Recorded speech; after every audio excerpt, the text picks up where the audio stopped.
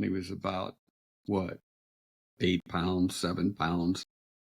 He was small, but I remember you were small. You're not small anymore.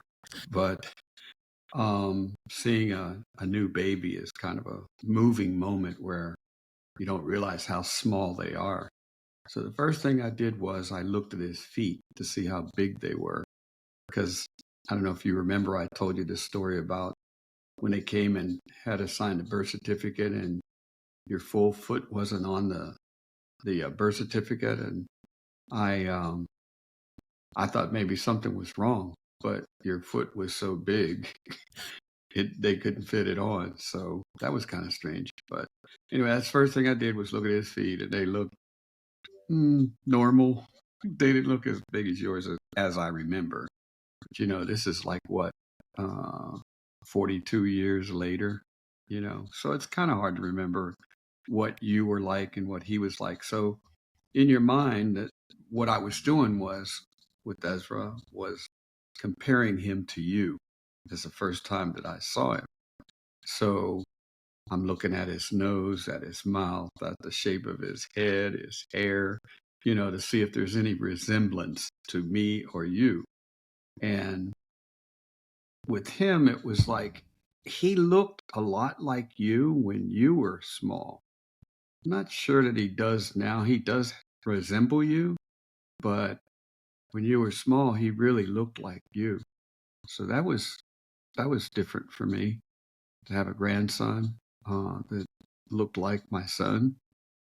So the first time I saw Ezra was in Phoenix, and he was, like I said, very small, but he was trying to raise his head. Time he just couldn't do it. But he wiggled a lot and he moved a lot. He was never still. He never was still.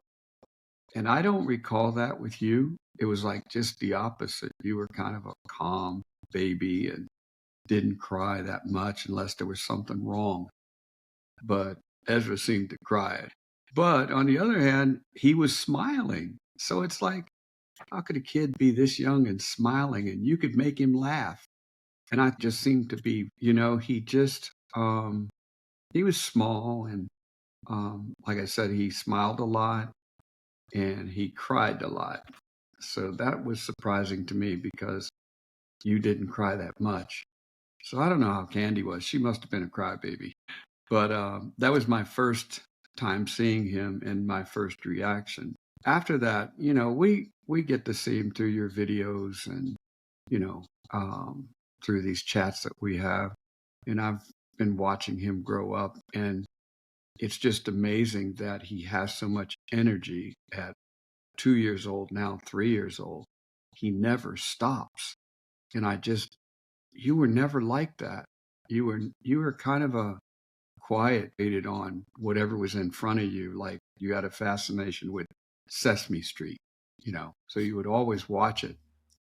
Ezra's just kind of the opposite. He looks at it for a little bit and he has specific interest, just like you did, only his interest focusing on animation around you, people around you. He doesn't seem to care much about that. He's in his own little world, and you were in your own little world, but your world was automated. Your world was video games. I mean, when you were 4 or 5 years old, you were beating me at playing video games, and that amazed me. Plus, it made me angry, beat you and stuff. And then as you got older, there's no way that I could beat you playing like NBA basketball games. And you would laugh at me. That would make me mad. Um, Ezra seems to just have interest in certain other things. And like right now, it's just trucks and cars. And I don't know why, but he also has interest in balls. I noticed that. And when he was smaller, of course you gave him balls and we gave him balls, but he has an interest in it. I saw a video where he was on the playground and the kids were shooting basketball and Ezra was trying to shoot the ball at 2 years old. And of course, the ball would only go up about 2 feet. But you have all those videos to show him later on. And hopefully you'll have him and he'll be able to watch them. The soccer games that he played, he likes kicking the ball and just running. So from the time that he was small, like I said, he was always fidgety. He could just never be still, unless he went to sleep. So it's just different from you, but like you, it's just in a different window. So now he's 3, or Ezra, you're now 3. This is the 20th of March, 2024, and you're 3 years old.